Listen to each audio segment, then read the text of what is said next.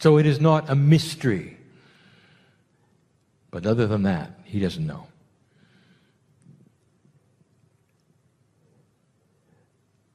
Dear ones, I want to do something that sometimes is dangerous to logic.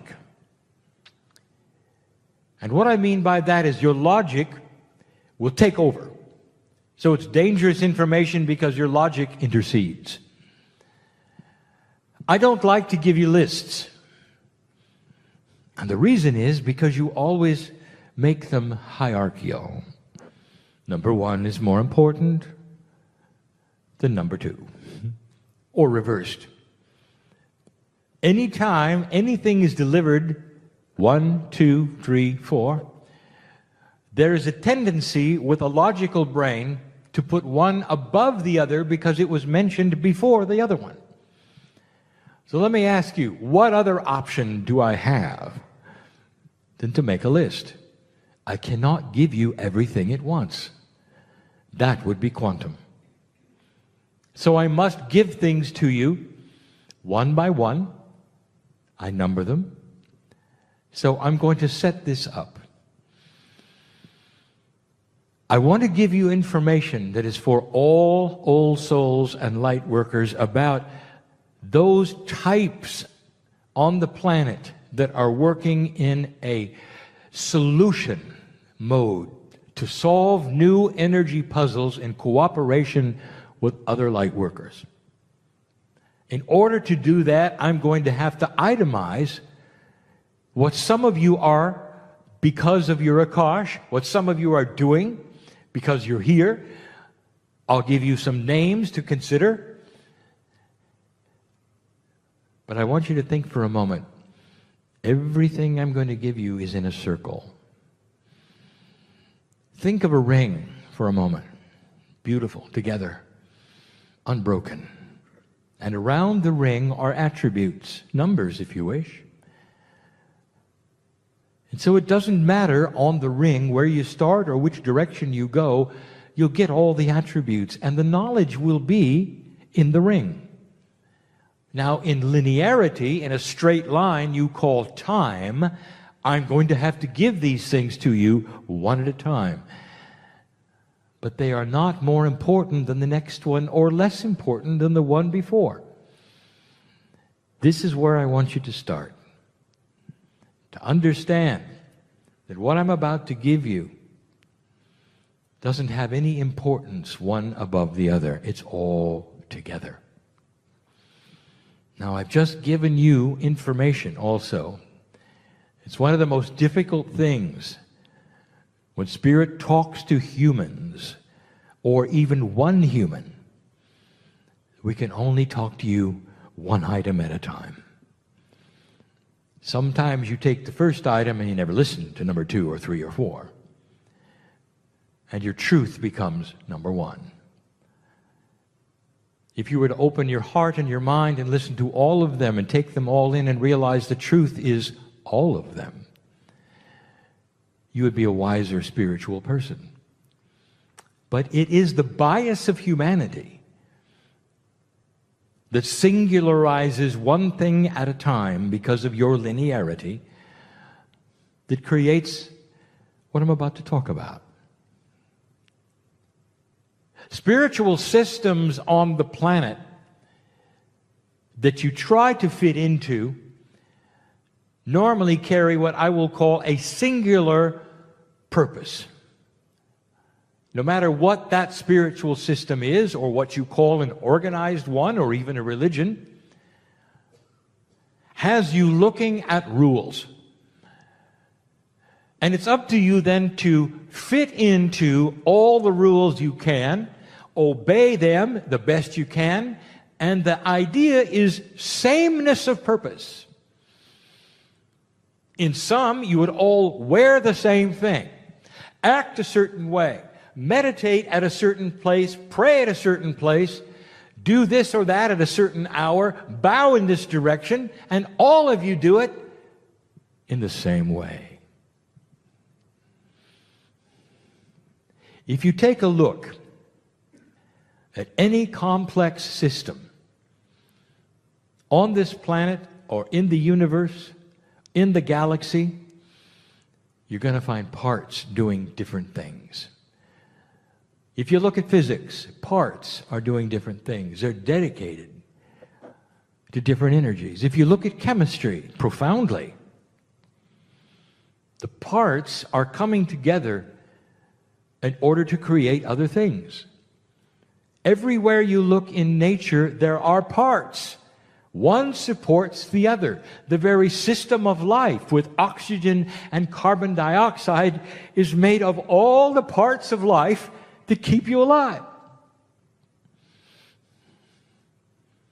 What if I told you suddenly all of the parts are going to dress the same and do the same thing? You'd say that's not going to be a workable solution. And you'd be right. There is an elegant system in front of you about old souls. Now let's back up. You're here for a reason, for a purpose, old soul. If you have awakened to the truth, a truth that is so big and so beautiful, it's a truth that doesn't make anybody else wrong. It's a truth that enhances all humanity. And the truth is this: God is inside you. Another truth: the energy on this planet is shifting. Another truth: old souls, those who have come and gone and come and gone and come and gone, carry great wisdom for this time on the planet. Another truth: old souls are waking up to different tasks in order to supply a solution to the new energy. So I want to talk about the various slots that you go in. Very linear. And you may recognize yourself. It's complex, so I'm going to make it simple, and I'm only going to create 5 today. Now, everything I talk about from now on, you could analyze later, and you're going to find hidden meanings in most of it, specifically in the numerology. Dear ones, I give you messages within messages so that you can study things later and see that there's more, much more, than what I present in the language of my partner. I want to give you some good news. Dear ones, there is a beautiful, beautiful system at hand right now. And you're working the puzzle and you don't even know it. Some of you question it because you're used to the singularity of spiritual systems. Some of you will look at my partner and say, I can't do what he does, therefore, I'm not carrying the weight as an old soul that he is. You don't understand. You just don't understand. And so let this be a time for understanding. Not just understanding, celebration. There are those listening to this who need to hear this. It's easy. You all have different jobs. And the thing that drives them and puts you into that areas or slots in the circle that we want to create in the ring is your Akash. The energy of who you were and what you've done creates who you are now and what you're doing and how you feel about it. That is specifically spiritual. It can also be in 3D, what you're interested in, your talents. But we're talking about old souls and spiritual purpose, what you're doing while you're here. It is dangerous to categorize humans in any form because the singularity of your bias is then going to carry it further. Well, I'm a this, I'm a that, therefore I'm going here, or I'm not doing this. I have to ask you to suspend all of that and just listen. I want to tell you about old souls, what they do, how they work together in the ring. The beautiful ring in a circle that's golden. It's a circle of love and creation. And the old souls and the light workers come into this planet at a perfect solution, perfect numbers, creating perfect balance. And you never even know there's a system. I want to start with my partner and those like him. I'll use terminology I haven't used before. Akashic entanglement. What do you know about the word entanglement? Very little, actually. It is a fairly new word created by your physicists, and basically it means a shared reality. If two things are entangled in physics, they both have the same reality, even if they're removed one from another in different places. It's a quantum expression. Shared reality. One who is entangled when they're Akash is sharing the reality of something that pushes on them from the past. And it's hard for them to decipher the reality of that which is earthly from the reality of that which is either in the past or on the other side of the veil. And so they are driven. Now there's a word in the universe, in the galaxy, in the solar system that is used in astrology. This is a metaphor. The word is yod or yad, Y-O-D. In astrology, it is an alignment of three things that is unique and special, that doesn't happen very often, that creates an energy of those born with that to be pushed and focused in an unreasonable way. They live and breathe what they think they need to do. And it comes from the Akash. It doesn't happen, dear ones, just because you're born. It happens slowly because you go into realization. You realize it. And this means that is unrealized becomes realized. It goes from the non-existent to the existent with conscious decision. In other words, if you choose not to accept some of these things, they'll never occur to you. But once you start the path of examination, they'll capture you in a good way and push you so hard that everything you do is about one thing. The category like this of Akashic entangled old souls are those who are pushed to do work. Some are channelers, some are authors, some are writers, some are speakers. And their lives are not normal.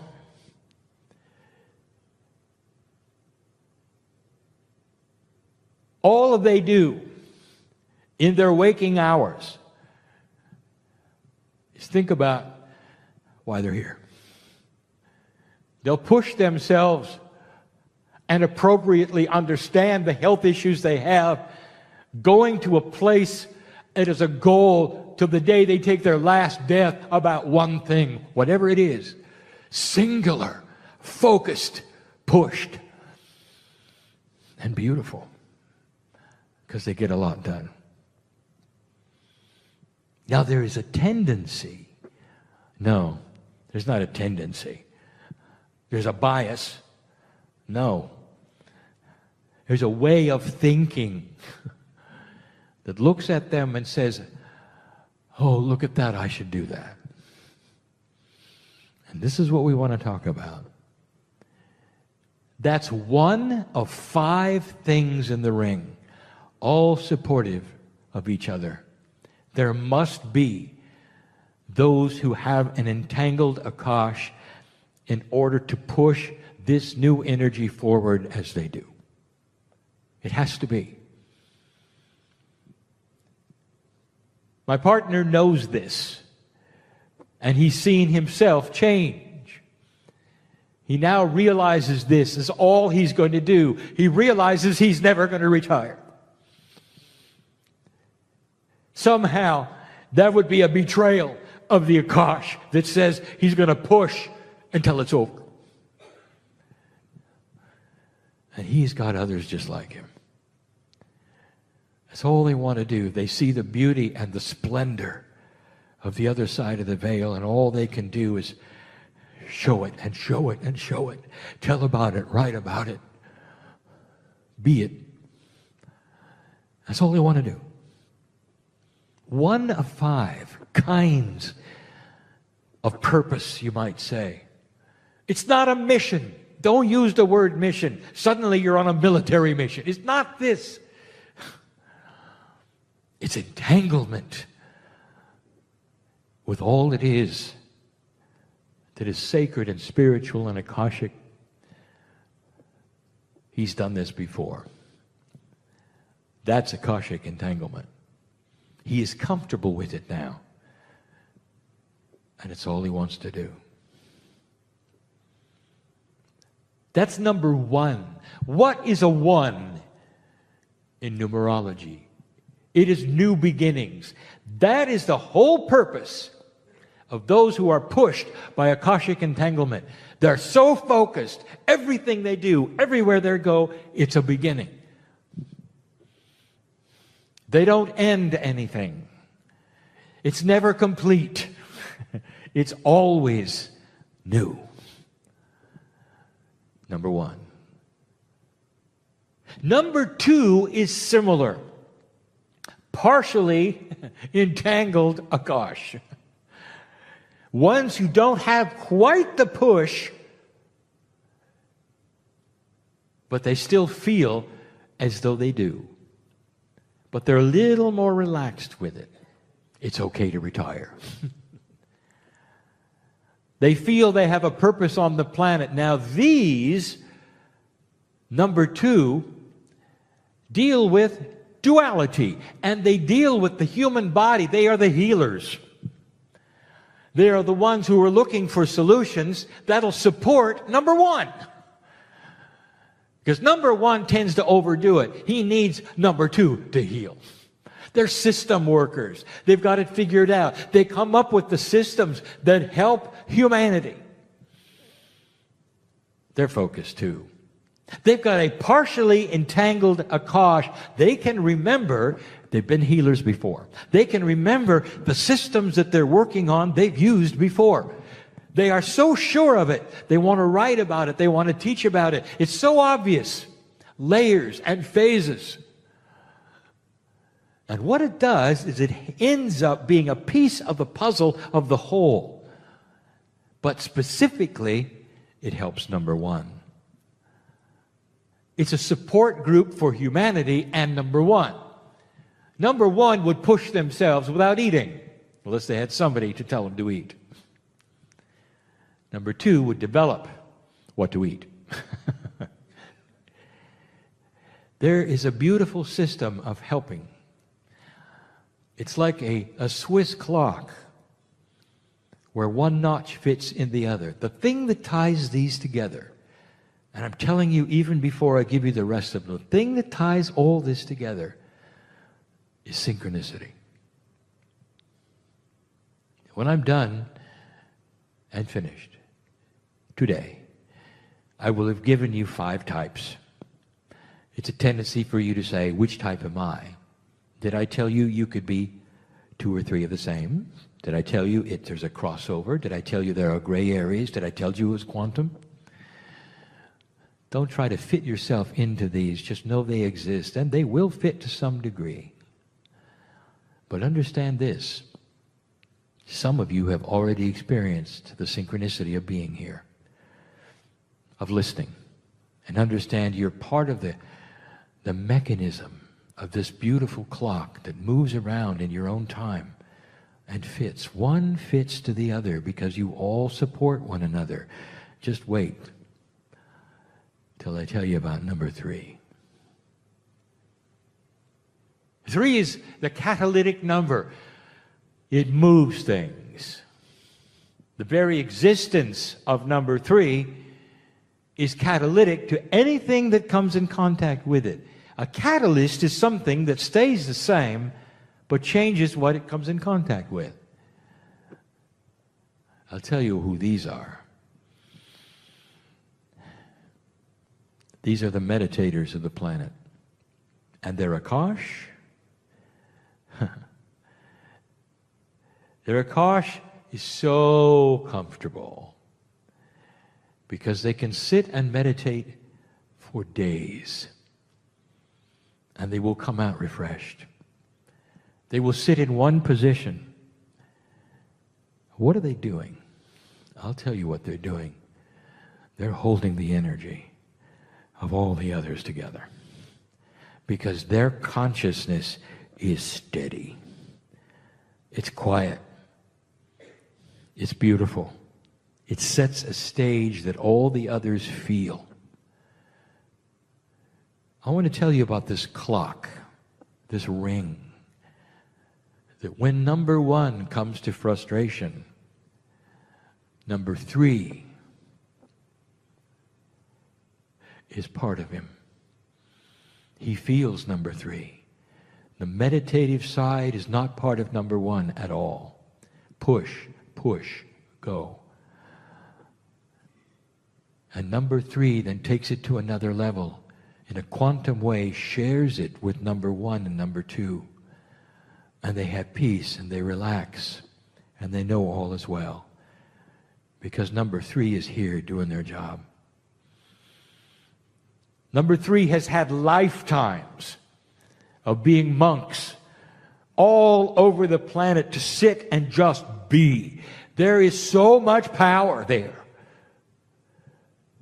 And as a light worker, have you ever, my partner listened to this, have you ever looked at number 3 and said, how can they do that?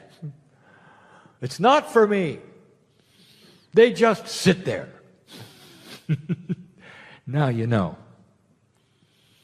They just sit there and steady the planet. They steady all of the other numbers because they absorb them in such a way.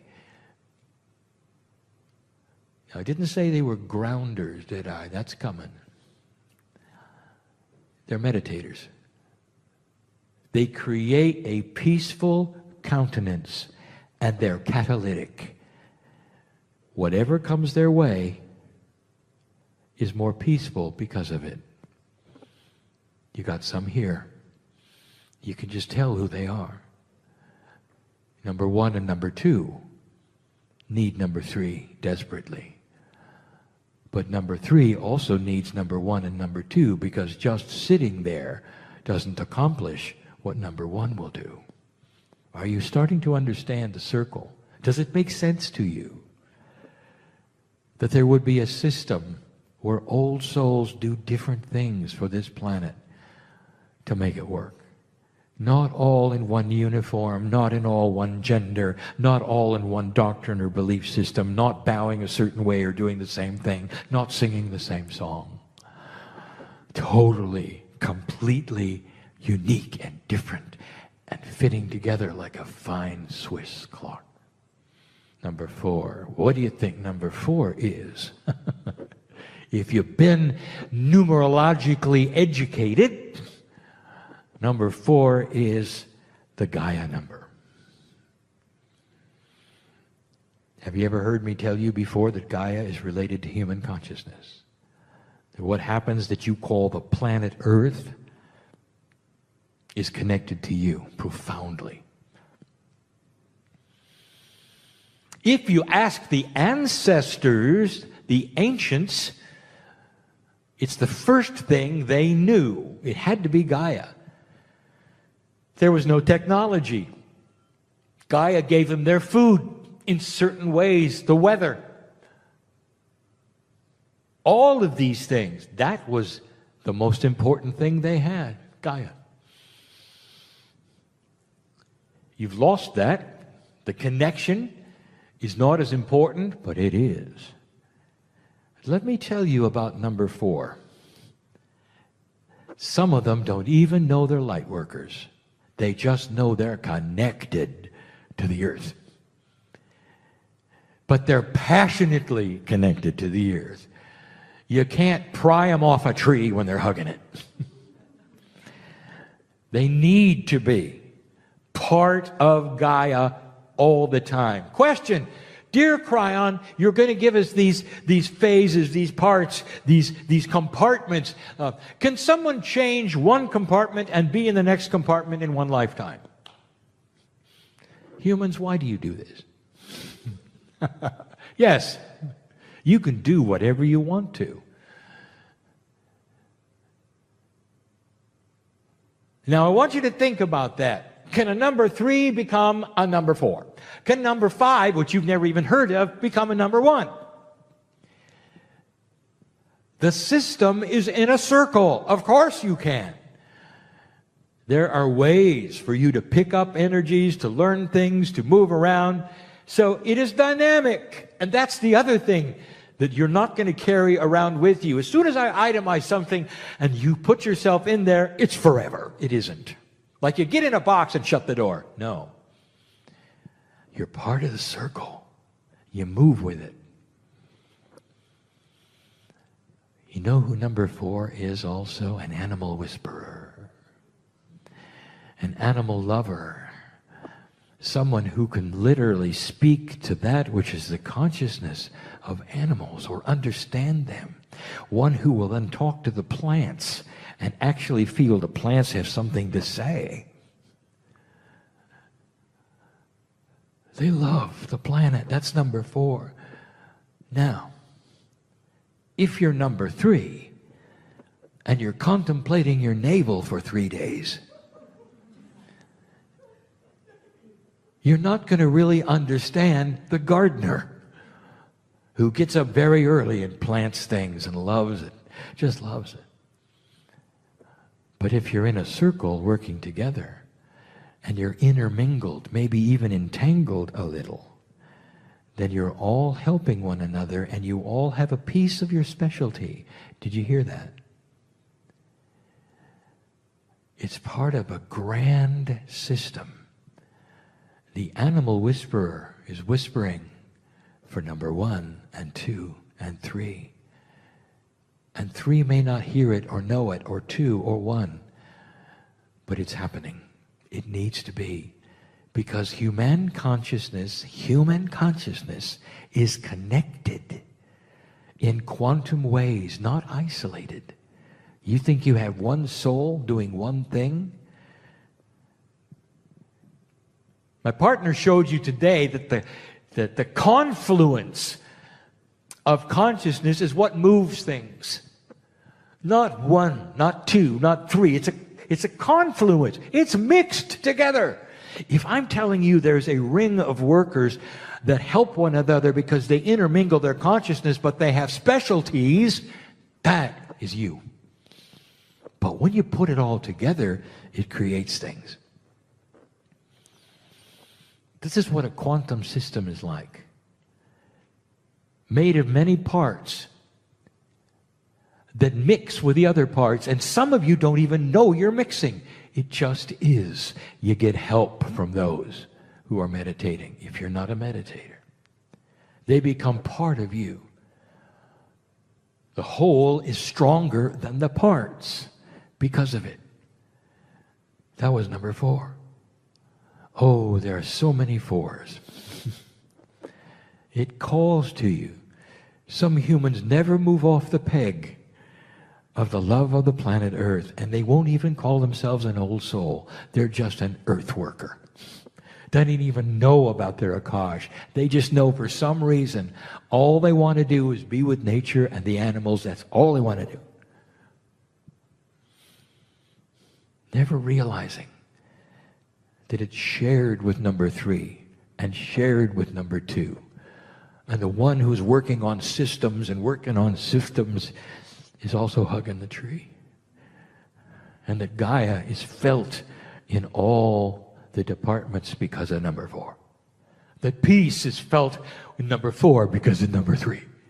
Because the one is doing the work and sitting there for hours and hours still and meditating and peaceful for the rest of them. For the number 1 who's going out and pushing and pushing and pushing, it's to change the planet for the rest of them. You're beautiful.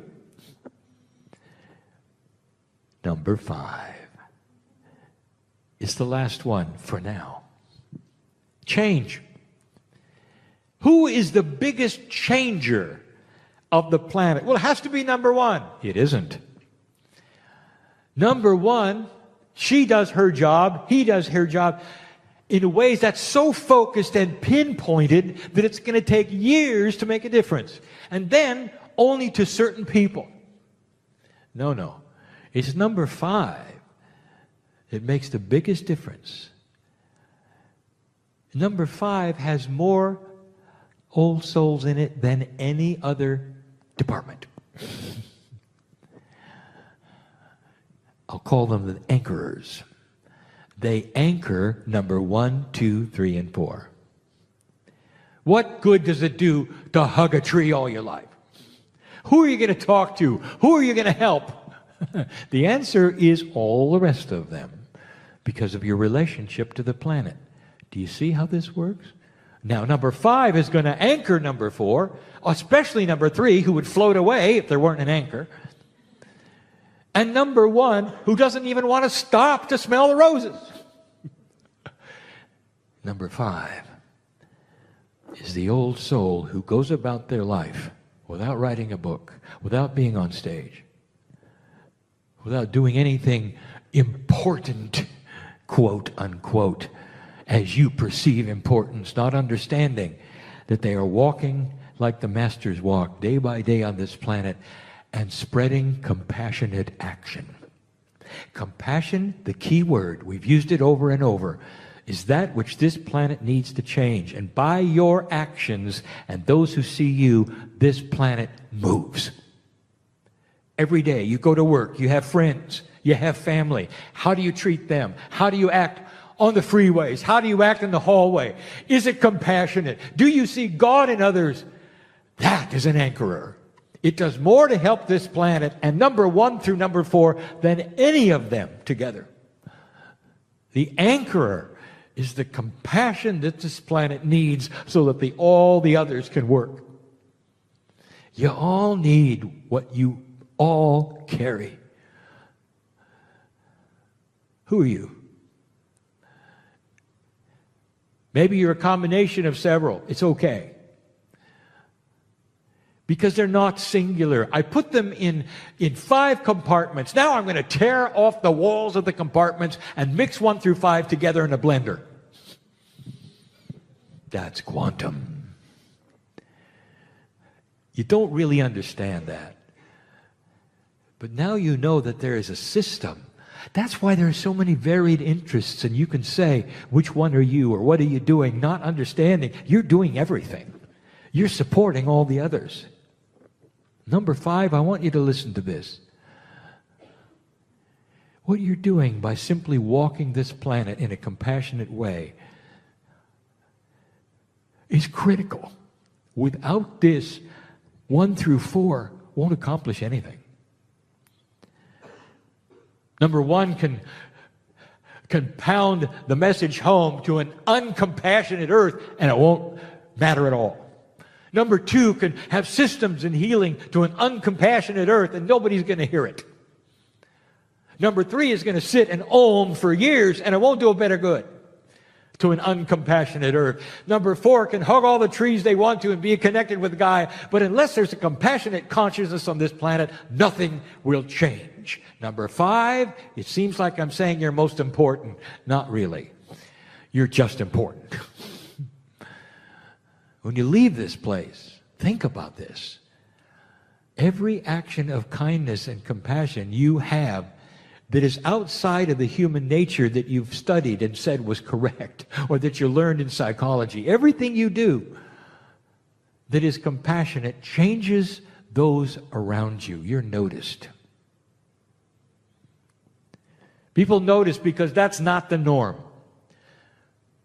Have you seen the television programs that those who market television programs in an old energy think you want to watch.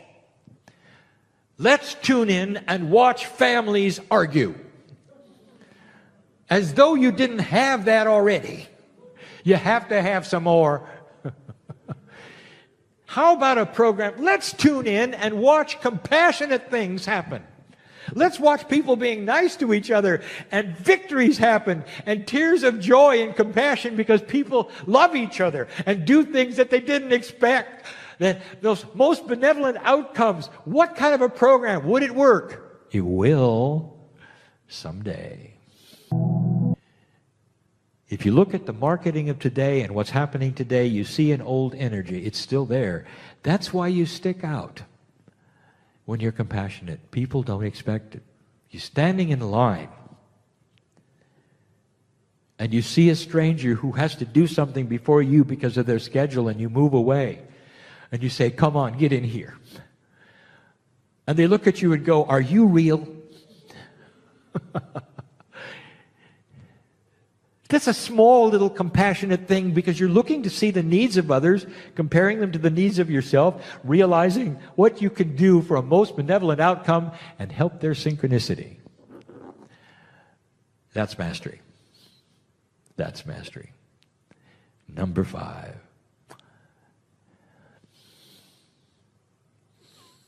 Dear ones, this is the way humans work. A system put together of old souls and workers of the light where everyone plays their own specific part, maybe 2 roles, not just one, into a confluence of energy that works this puzzle in a beautiful golden ring. You don't all wear the same outfit. You don't face the same direction. You don't speak the same language. You don't even know each other. And this is what's going to change the planet. This is just the beginning. There's more. But the premise is clear. That everyone has their niche depending upon who they are, how long they've lived, what their feeling is that which they're supposed to do. It starts to explain, perhaps, some of you who feel called in one direction and not another, and are beating yourselves up psychologically because you don't think you measure up to your neighbor who's doing something you think is important. That I want you to change right now, because God sees you all the same, working the puzzle the same. Leave this place differently than you came, with knowledge that is uplifting and a change of attitude about what might be happening to you. That's enough for today. I am Kryon, in love with humanity. And so it is.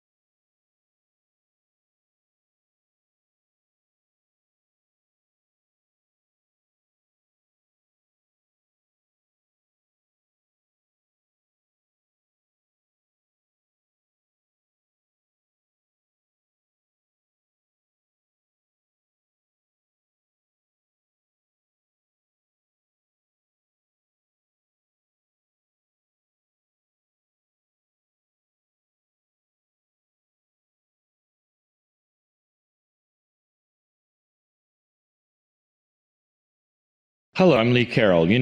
So I invite you to close your eyes and take a deep breath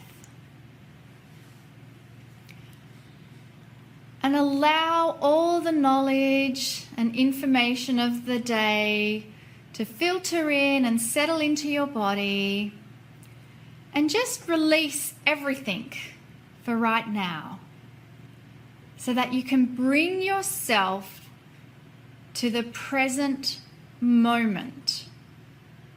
If you have any chatter in your brain, what's for dinner, what's coming up, lovingly acknowledge the logic and intellect of your brain and just ask inside for it to just remain a little quiet. Move it into the background. Send it a wave of love and gratitude for bringing you into the human part of life. But where we want to go now is to the multi-dimensional part of our being. It's already inside of you, always, 24/7, waiting for your connection. And just allow a quiet connection inside with your own magnificence that resides within every cell. And place your hand on your heart, giving gratitude. Gratitude for every moment of your life that has brought you to this particular time. Right here, right now, wherever you are, is the perfect place for you to sit and receive the loving messages and guidance from Adironda and Kryon. So it is good day to you. One last time here in Vancouver. I see your bright light radiating beyond your physical space. You've had much energy this weekend and have done the visualized journey with us earlier to really step into your purpose and your presence. Do you understand and know that every piece of information you are gathering is a part of that imprint or jigsaw puzzle, if you would, that makes up you? That is why it is so important to pay attention to those parts that you are picking up. Are you picking up the anxiety and the energy all around you? Or are you picking up the focus of learning new things, new technology, new vibration, having a bit of time to maybe sit in the stillness? Are you having a bit of energy thinking, oh, I have to do something, I have to do something? Or are you just allowing the universe to bring it to you and take the action steps that are important to take? You see, if you have an organization and you have a wonderful meditation every morning with all of the employees in your organization, and you gather them together and you meditate and you visualize where you wish the company to go, and you see it all and you feel it all, and then you get up and you go on about your daily business, not paying any attention to the things that came in during your meditation, not taking any action from the steps that were provided you by Spirit, by the universe, by God, if you would, then your company will move a bit slower and will not be maybe as profitable as you would choose it to be.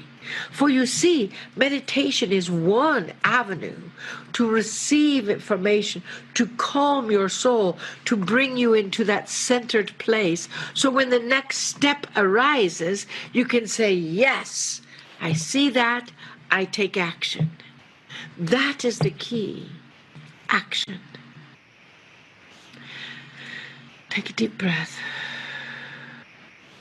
As you take action, the universe, God, matches that action.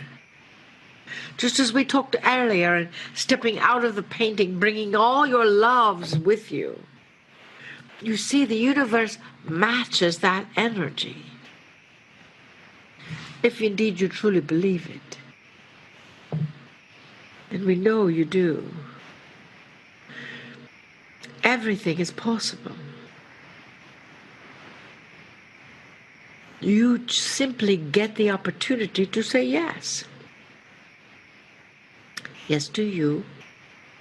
Yes to that opportunity that you maybe have shied away from in the past. For some reason, we do not know why, someone told you that you were not able to do that, even though it may have been a lifelong dream.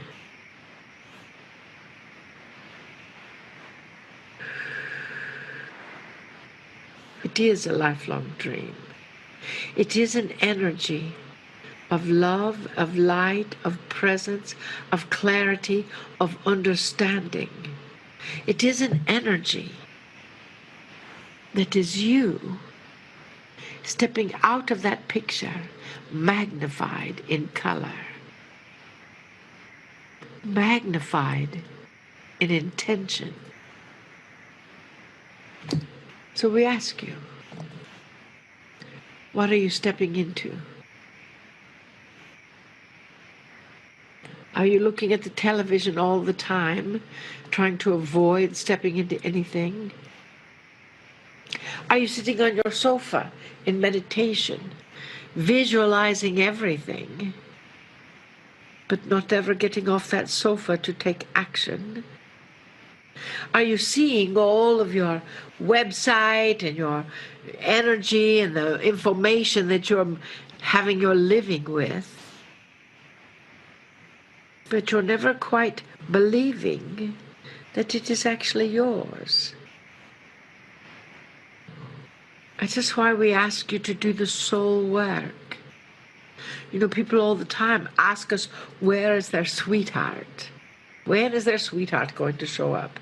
We should have a singles group with Kryon and Adironda and bring all the sweethearts together and let them just pick out each other.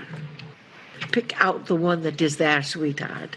And yet, even if we did that, if you have not done your soul work, if you have not searched for your patterns and your programs and the energy that is holding you back from living a wonderful life that you have always chosen to live, then you'll be selecting an individual for your sweetheart that will carry those old patterns to reinforce them or to bring them back to you to see if that's really what you want.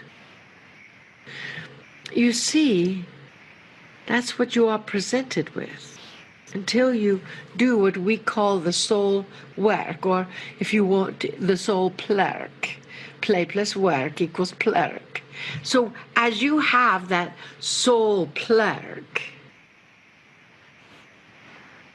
you are evolving. You are evolving into you. And as you indeed evolve into you, you will automatically magnetize to you the perfect job, the perfect house, the perfect sweetheart, the perfect community, because you are living in that vibration. You will magnetize towards you the perfect colors of your painting, if you would.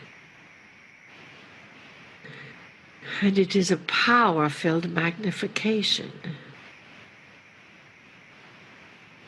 of you. Dearest beings of light, we implore you to remember your magnificence. We tell you all the time how wonderful you are. It's time for you to believe it. What is your purpose in this life?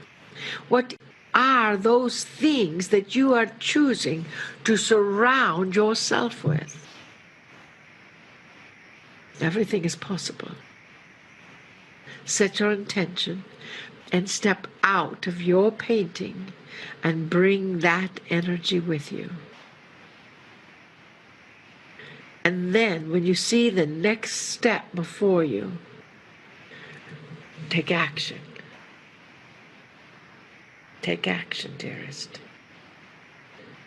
because action turns a dream into a vision, into reality.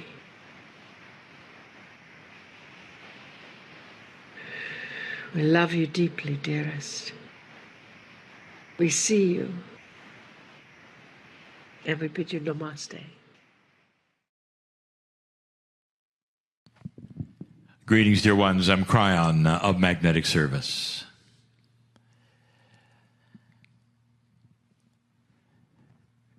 This is the fourth channel of this particular weekend. And the channel accompanies an idea. The idea is this: that the human being has not been exposed to a full truth. And the portion of that which has not been exposed comes with consciousness evolution. And that is what is at hand at the moment for humanity. Especially those who would consider themselves old souls are starting to receive information that has always been there, but has been at a level which has been difficult to imagine is even there. The levels that are there, you have had exposed by so many gurus, or perhaps intuitive healers, or those who can read your Akash, or any of those that go beyond that which you consider reality. And that's what's going on. That theme will continue right into that which we call the Circle of 12. Because it's an exposure of new energy. Not really new energy, but new to you. Or at least energy you didn't expect. And the kind of energy that I'm talking about will be that of enablement.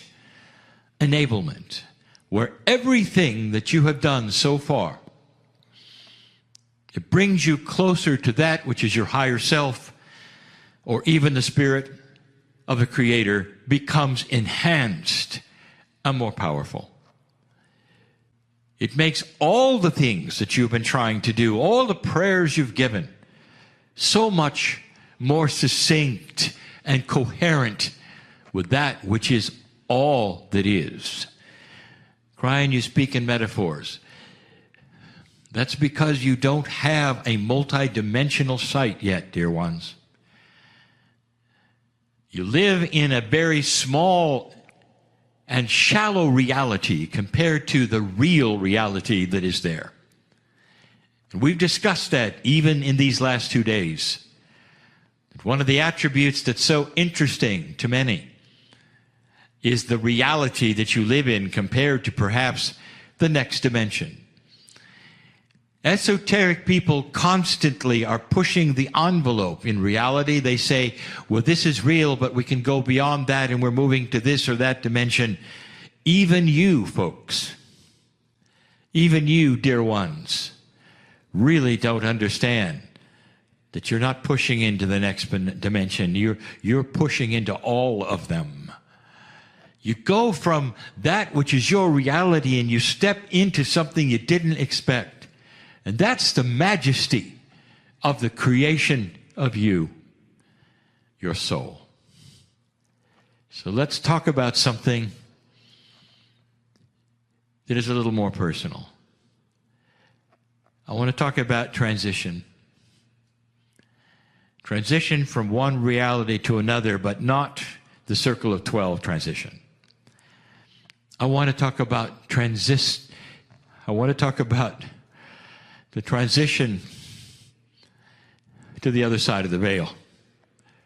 I want to talk about death. It's such an ugly word. Death.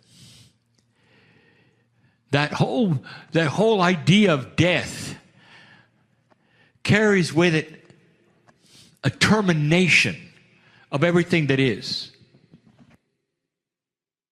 And it isn't. The word is not a good one because it carries such a finality of something beautiful and wonderful called your life.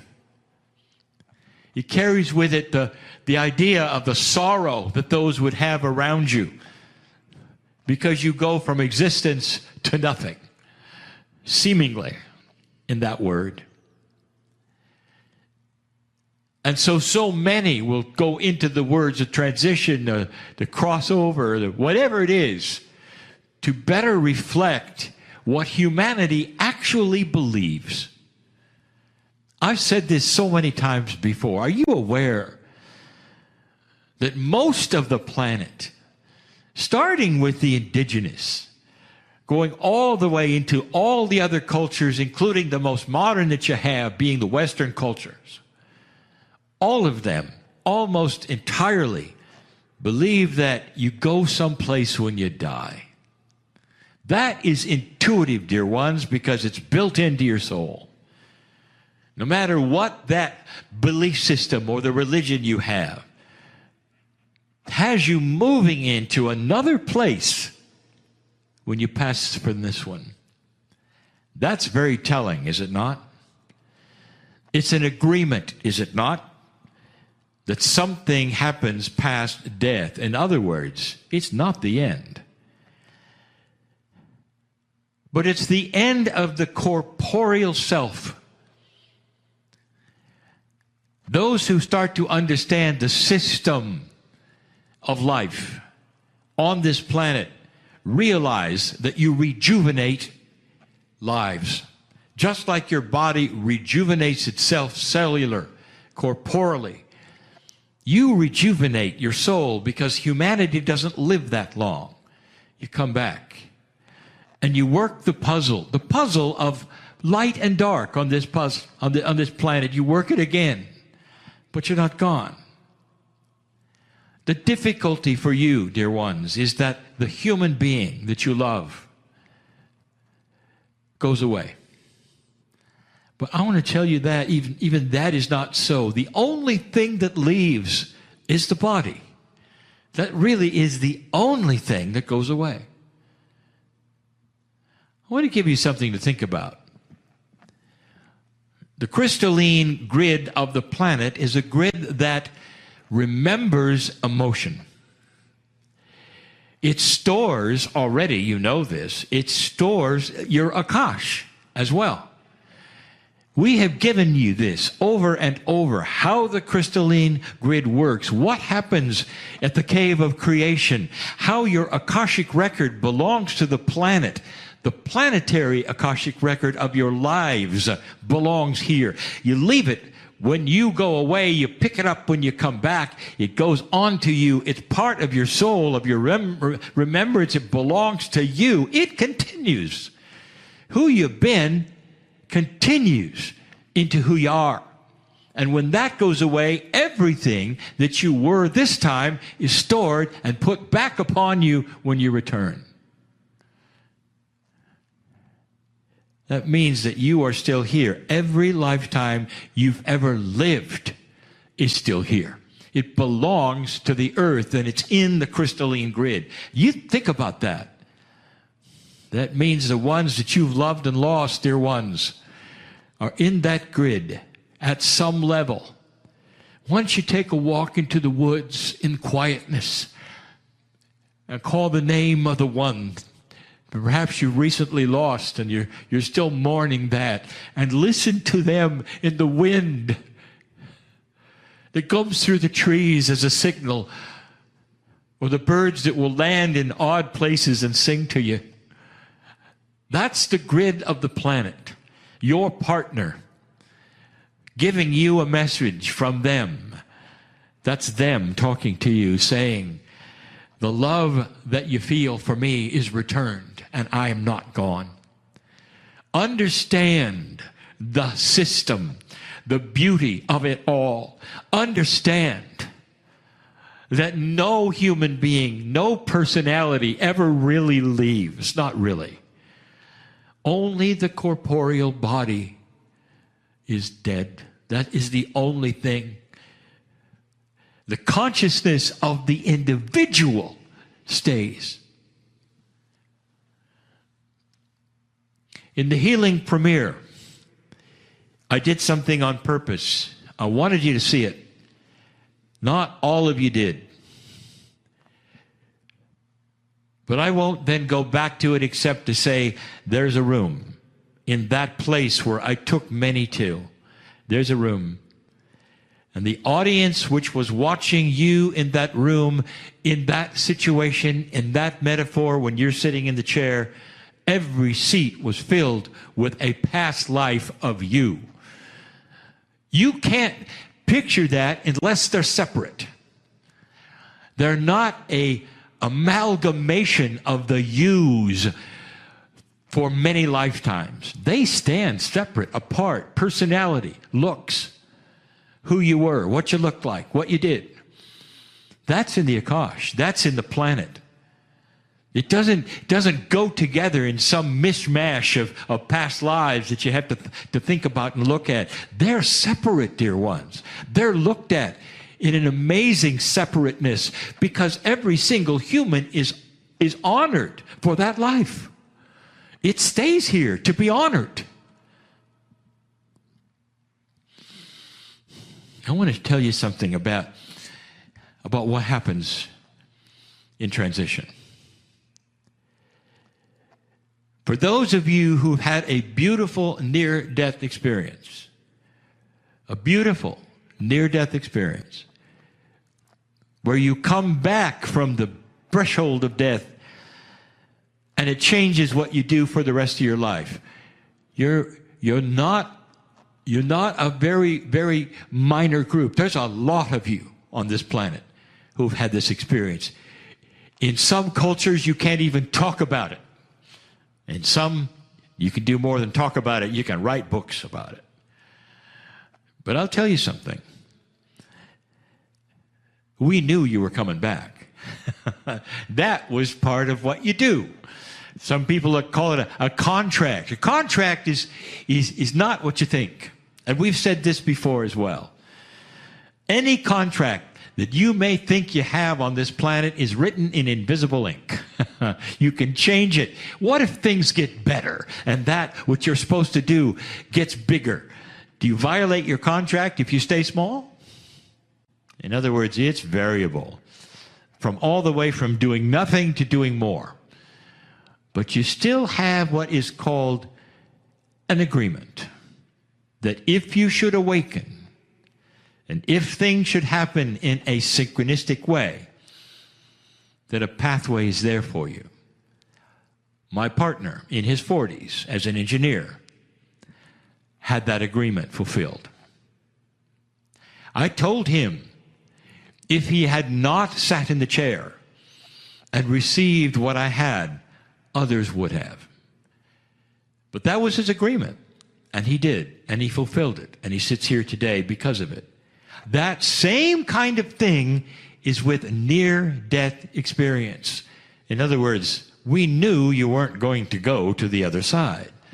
Therefore, you had an experience which was unique. You got to peek behind the curtain without going there. You ever think of that? So you really weren't near death, not really. Even if you were pronounced dead on an operating table, we knew you were coming back. And so we got a chance to meet with you briefly so you could see the reality that you don't have now. So you could experience the unbelievable rush of awareness when you peek behind that curtain. And you go, oh my, I had no idea. And that, dear ones, is when you didn't want to come back. Because you saw the majesty, the beauty, the light of God. And you were there in it and belonged in it. And your friends were there and all of the things that you'd ever thought could be were there. And you didn't want to come back. But you did. That experience was a quick one. Didn't last very long. You might have thought you were gone for a long time, but those around you say, well, you came right back. We almost lost you. And that's that moment of disappointment you had. Oh, I'm back in my body. I'm not where I wanted to be. That entire experience, we knew about it in advance. That was your agreement. What you did with it is your choice, but it wasn't death. Let me tell you about the transition. I give you these things in all love for two reasons. Number one, that those who might fear the transition won't anymore, and that the ones that are left behind right now, of those who've had the transition, will understand and breathe easier, perhaps even have peace over the entire process. Known by God you are. And when the transition starts, it is a little slower than you think. In order to go from a corporeal consciousness on this planet or any other planet, there has to be a time of transition, adjustment, where things start to move in directions I cannot even explain to you. So many multidimensional processes are at hand to bring you into the light, so that you don't just pull back the curtain and take a peek. You become the curtain. You become part of the whole, which is the Creator. Your soul indeed comes together with all of the others for a while in what we will call the soup of God. And family is there. It takes at least 3 of your earth days for this to happen. This is so intuitive that so many of your belief systems actually have that rule, that there has to be a certain number of days before this or before that, and it has to do with transition, with death. That is how intuitive this is all around the planet, that it would be part of protocol and doctrine. It's real. It takes at least 3 days. And at the end of that time, there is then a coming together in a way that I cannot explain to you, of all the pieces and the parts that were not part of you when you were here. The pieces and the parts that you missed, that were grand, that were part of all that is, that creates divinity. There is no judgment, dear ones. That is something you created to serve you in so many ways. There is no judgment when you go back to the creative source. You have the grandest, what we would call, party of all. That is a metaphor, but you can imagine what it might be like to have your consciousness as you have it right now awaken in a place that is magnificent. You don't even have eyes, but you have eyes that can see all the dimensions, all the forms of light, any form of sound. Can you imagine what that might be like? No. You live in black and white, and color appears. You think you have sight, and you have a million eyes. You have a million ears. It seems like there isn't anything you can't do in that time, because you now are pure, are so much a part of the creative source of God. That's what happens. And, dear ones, you are connected, listen to me, you are connected forever with the one thing that cannot be destroyed in passing. And that is the love you have for the others who've been left behind. Did you hear that? You don't go off into a place that is so far away from who you've left behind. You just don't, and you never did. Being in a multidimensionality is also being here. This is part of the dimensionality. Those who've lost loved ones know that you get the dreams, you get the visions. You could even smell them sometimes. That ought to tell you they're not gone. They simply changed. That's all there is. Not only that, they're still part of their remembrance in the crystalline grid. death is not what you think. It just isn't.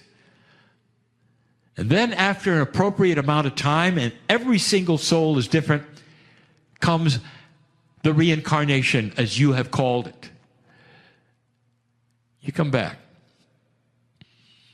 But you don't just come back. Hard to describe, yet again. Let me ask you something. Your soul is huge. Do you think it's simply right here on the earth right now as you walk around, or is there a piece and part of it on the other side of the veil? Think quickly. What's your intuitive answer? Of course there is.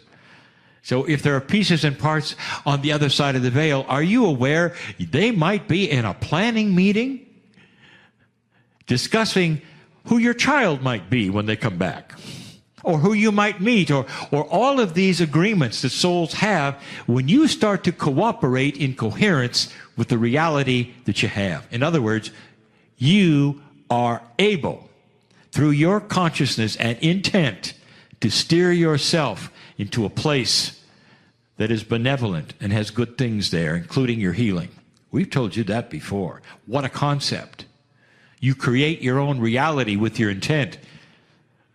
But it has to do also with agreements you're making with people who are alive on the planet. Their soul is also on the other side of the veil. Are you getting the picture? So here you are on the other side of the veil, meeting with those, having an agreement with those of how best to serve the planet when you come back. What family you will be in, what culture you will be in, most often the same one you left, so you're comfortable. What gender you might be, which is most often the one you left with, so that you'll be comfortable. And in you come. If you don't believe this, let's ask a mother who has more than one child. That child, if it has come from two human beings, ought to be very similar, you would think, because they are inheriting the two human beings' chromosomes, their DNA, all of the things that would inherit, even in some of their instincts, all of that, the way they look and feel, your talents, and yet you'll have one child who is one way and another child is dramatically different. Like one came from one planet and another one came from another planet. How do you think that happened? You know I'm right. That was planned. They made the decision to come into your family. One perhaps as a new soul, maybe another one as an old soul, and they act like that. It's part of parenting, is it not? To be aware of that and be able to deal with the changes and the differences between the personalities and the maturity, akashically, of your children. What a system. It's not blind. It's not accidental. There is a tremendous amount of planning. That's another story. What I really want to tell you is the ones you've loved and lost are far closer to you here. Far closer than you have any idea or that anyone's ever told you. I want so much to steer you away from the idea that when you lose somebody on the planet, they go straight to judgment and are punished forever and their soul is damned. What an idea. What a horrible idea that you have been given about the majesty of God. Would you do that to your children? And the answer is no. Then why would God, in even a moment, with incredible love, ever think about doing that to you? Not accurate, never was. You are magnificent and you're returning to magnificence. But you're still really close here through that string of love from those you've left behind, especially when there was so much love before you passed, by so many people before you passed. That love just keeps you right here. Right now, right now. So many are leaving the planet, but they're not leaving. They're just transitioning to a higher dimensional plane where they can still love you like they used to. You miss hugging them. You miss talking to them. But oh, they are so there, dear ones.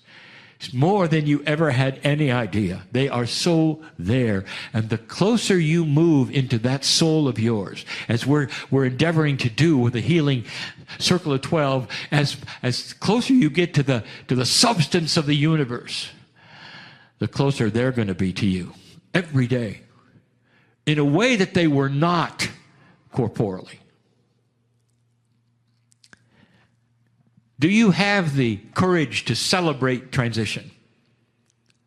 Not just celebrate a life of somebody you've lost, but to take their memory, put it in a chair in front of you and talk to them. Because they're there. They're feeling it and you're feeling it. I want you to have tears of joy and celebration of what I'm telling you, instead of that of grief and sorrow because you lost them. You didn't lose them.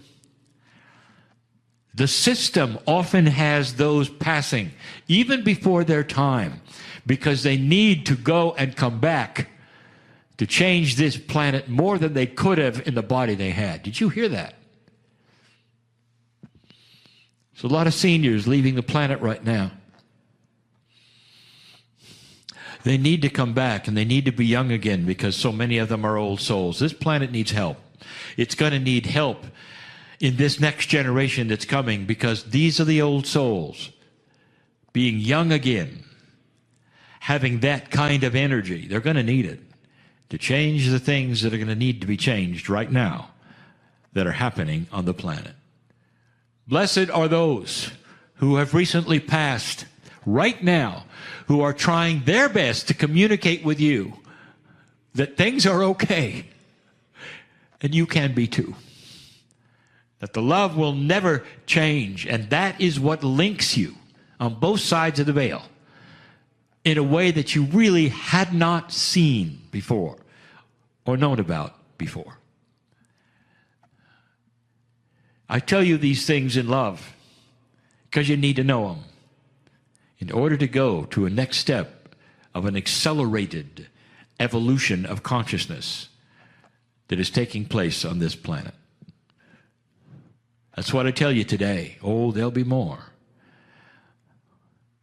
New information coming about how things are so different than you think.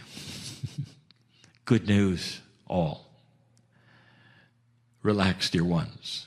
Be peaceful in what's coming. And so it is. Hi, everybody. Thanks for watching this. I wanted to tell you this is a little time sensitive.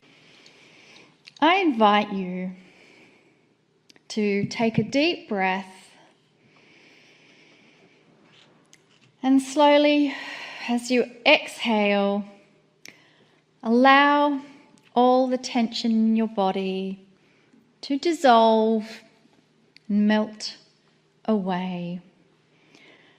And let us quiet the questioning logic and intellect of the mind. Let us gently talk to it. Say thank you for always being a part of me. And let's quietly move into that safe place that is always here for you. That safe place that reminds you that you are eternal, that you never had a beginning, and therefore you never can have an ending. You simply always exist. And in this beautiful place of infinite existence, let us acknowledge the wonderful messages that we can now receive from Kryon.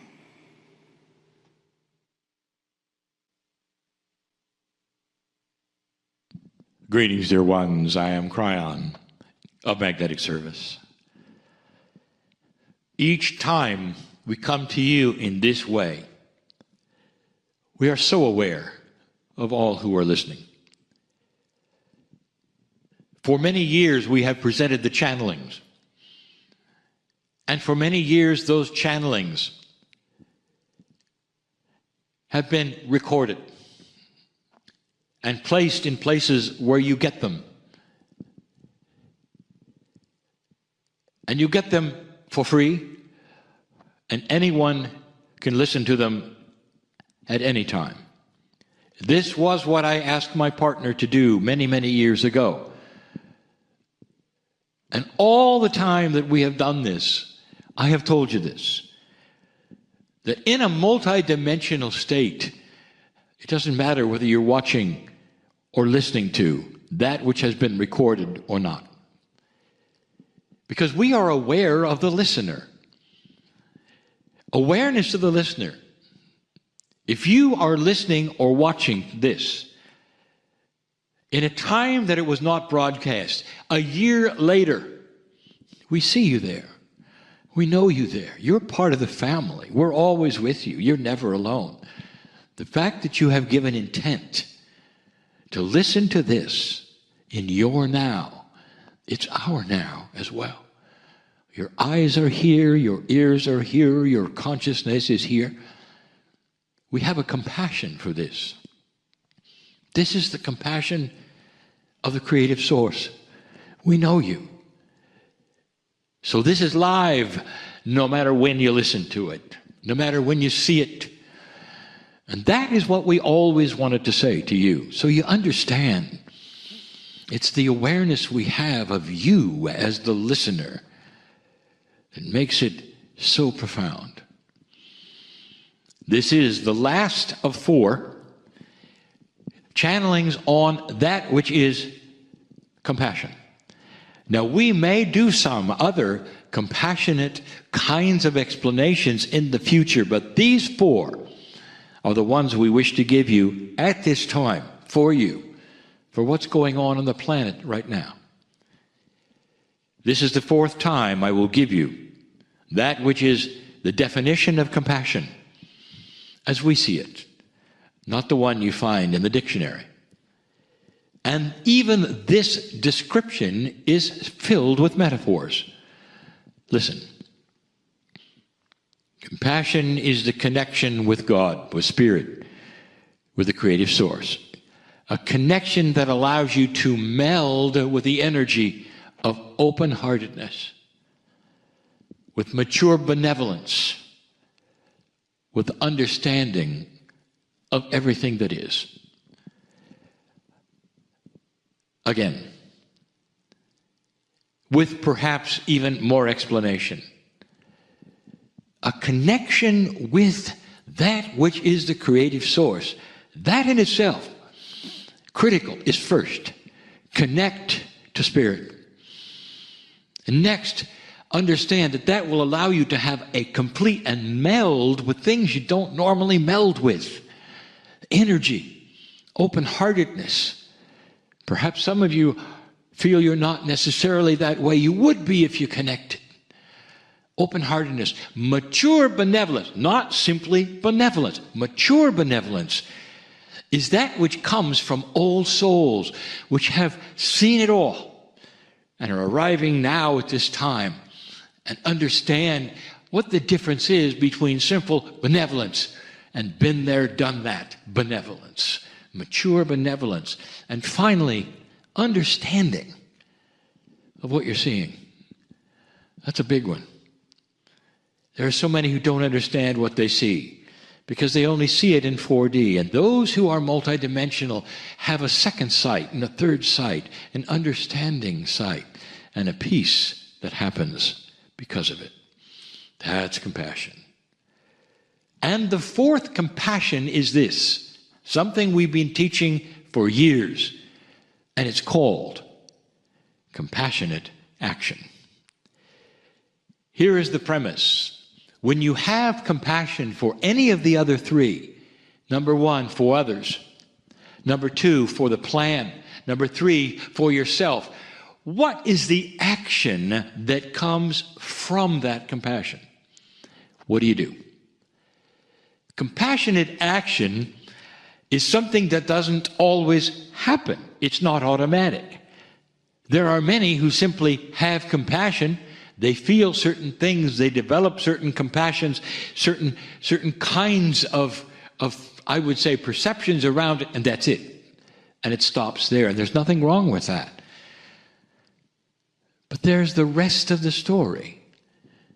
If you have compassion for things, people, situations, for yourself, for the plan, what's next?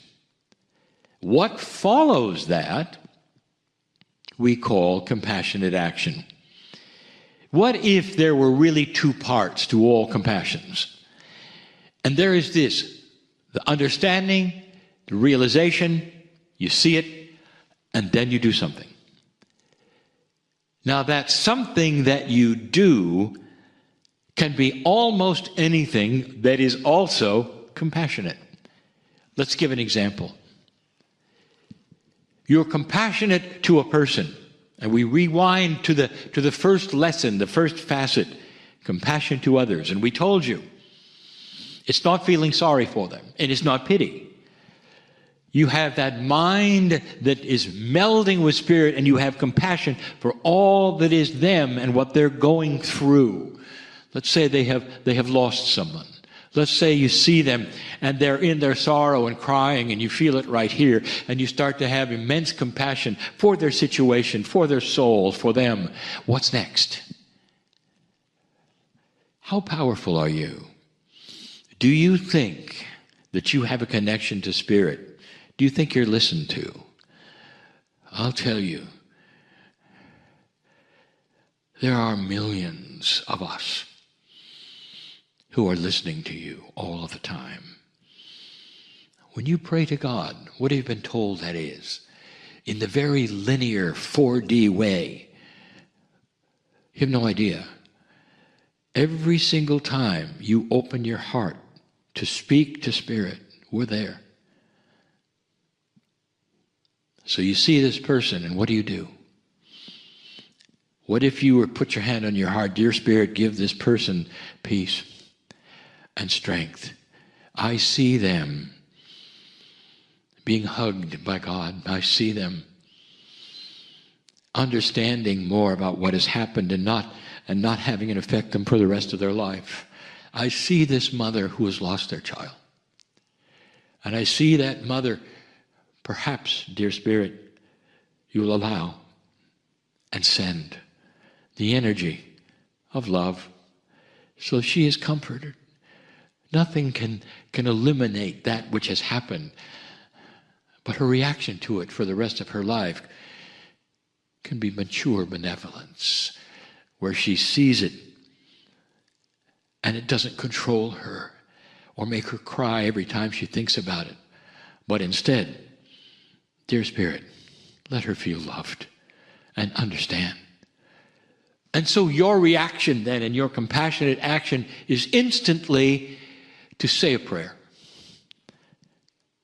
To say, dear Spirit, give her love, send her love, so she can feel it. And maybe it goes further. Dear Spirit, let this person find light in places that person doesn't expect. You might see that there is an individual who hasn't lost anyone, but is always, always sorrowful. It happens. Always perhaps depressed. It happens. A person that can't really see light anywhere, and you have compassion for them because every time you're with them, you think, I wish so much that they could improve. I wish for them, and I wish you can do more than that. Compassionate action is you going into that which you do so well, a connection with Spirit to help them balance. Dear Spirit, let them find that which I found. Put something in their path that they can't miss, like you did with me. Let them find it in their own time, with their own choices. But put things there so they can find peace where they don't have peace now. So they can understand that they don't have to worry all the time. Some of you have had these things put in your path. My partner has a name for it. It says, made you look.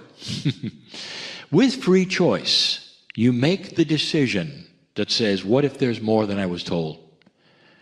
What if all of these things, this strange idea of channeling, the strange ideas that Spirit has a magnificent plan, all these, what if this had substance? Substance past what you were ever told by any spiritual leader on the planet. What if it goes further than that? What if you are magnificent? Then you say, oh, and it brings you here. And you start studying the things that will lengthen your life and heal your body. And then you turn and you see someone who hasn't got a clue. And you say, oh, if they only knew. If they only knew. And you'd have compassion. And now you start the prayer. Or the visualization, if you visualize, even the feeling. Dear Creative Source, I know you love this soul. Put something in their path to make them look. With free choice, if they will or not, and if they don't look the first time, do it again and again, so maybe they can see light and find the comfort that they could have, like you did with me. Like you did with me. Compassionate action. What if there is an action every time you feel compassion? When you feel compassion for the plan, which we told you about before, part of the 4, what would be the compassionate action? How about this? You drop into your heart. You say, Dear Spirit, thank you for all you put us through to bring us to this point where we're starting to climb that ladder by ourselves of enlightenment, starting to clean up our planet, our societies, our culture very, very slowly, so that there will be no more war. So that we'll start to understand each other and how to work with each other better. Thank you for that. Could it be that compassionate action is thanks? Yes. Every single one of you can figure out what would be the action you would take that would be most compassionate after you have the compassion. Yes, this is advanced. And that's why we presented it to you last. I hope you've understood these 4 areas, and if you have not, you can always listen to them again. These channelings on the Healing Wednesdays, the channelings will also be available for all to hear, not sequestered only to the membership. But you're hearing them first, and you're hearing them now and in your real time. As I said, we know who's here. I'm Kryon, in love with humanity.